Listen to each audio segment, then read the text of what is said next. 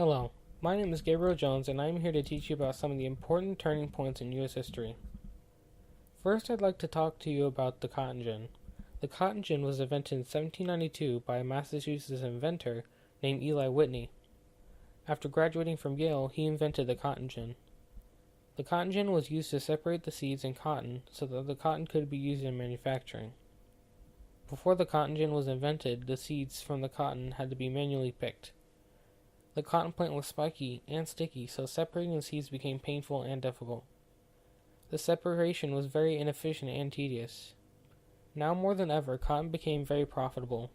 Eli's intent when making the cotton gin was to decrease the need for slavery. His thought was that because the cotton gin made it easier to process the cotton, then slaves would not be needed to separate the seeds. Unfortunately, his invention ended up increasing the need for slaves. Now that cotton was so profitable, farmers needed more slaves to pick the cotton off the plant and more slaves to run the machine. This is a picture of the contract between Eli Whitney and the state of Tennessee for the rights of the cotton gin. Although not as popular as it used to be, cotton was very profitable and a common crop that was grown in the South today. Now we'll talk about the war against the bank. In 1812, the Second Bank of the United States was chartered, and right away there was a lot of controversy surrounding its purpose. This is shown because at the time they put a 20-year limit for the bank. The bank was made as a depository for federal funds and tax. Most of the people who were in favor of the bank were involved in industry and commerce. They wanted a strong currency. But on the other hand, you had farmers who did not trust the federal government. Andrew Jackson was a common person who won office and built his success from the ground up. Now with Andrew Jackson becoming president, he attacked the bank and exhibited his disliking towards it. At the time of his presidency, Nicholas Beidel was running the national bank. In previous years, Andrew Jackson had a neutral feeling about having a national bank. But once Andrew had suffered some financial loss, he began to resent the national bank. Andrew attacked the bank in the press and even vetoed the recharter bill to demolish it.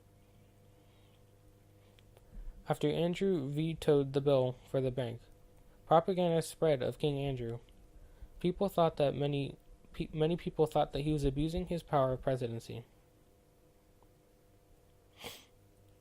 Now we have 54-year fight.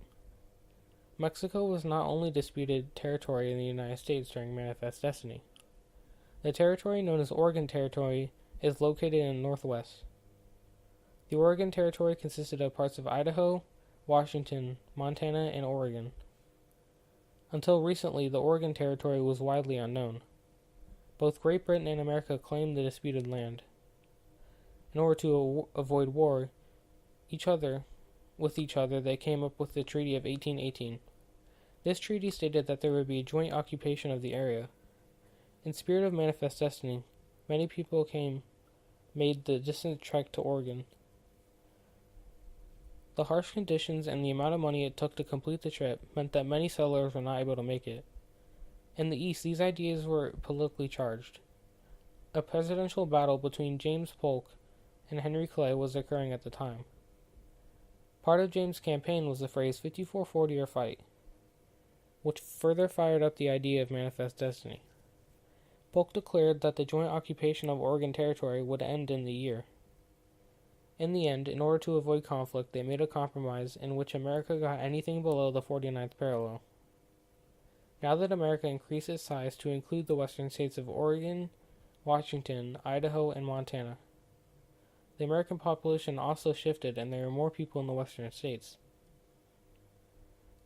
This is the treaty between Great Britain and America that allowed for joint occupancy of the Oregon Territory, which would end up failing for Great Britain. Next up, we have Godey's book. Before this era, there was no outline for rules of how a woman should act. The ideas were not told, but they were implied. The outline of the ideas in Godey's book gives us an idea of what was expected from a wife or woman at this time. The general tone was that a woman should act flawlessly and with purity. These ideas were pushed to an extreme in some cases. Things like legs or arms or undergarments were never to be spoken by her or around her. Instead of saying legs or arms, they would use limbs. This even applied to the leg of a table. You may think that men were the reason for these strict rules and standards. This is partially true, but many women promoted these ideas. Gotti's book was written by a woman, and she sold over 1,500,000 copies. These ideas were advocated in the education system, where women were taught the morals and etiquette. Although most women never met these standards, and these ideas would last for decades into the 19th century. Today, it's not hard to see the effects. Many people are shunned for so-called improper etiquette. Many of her ideas were very debatable, especially the hard standard that Gotti thought women should meet. And of course, today these standards are not written for women, but we would like to believe that women could act the same way as men. This is a picture of the cover of Gotti's book.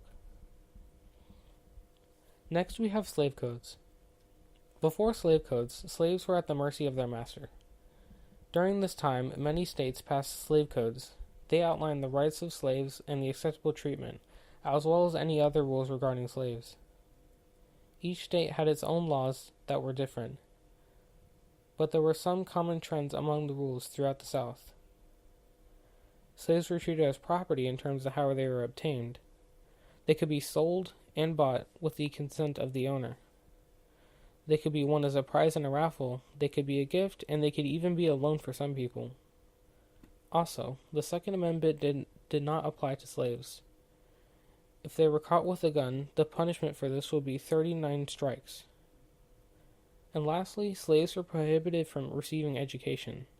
Slave owners did not want slaves to have any opportunity to escape. Many of the slave codes kept the power of the slaves out of their hands, denying education and the right to bear arms.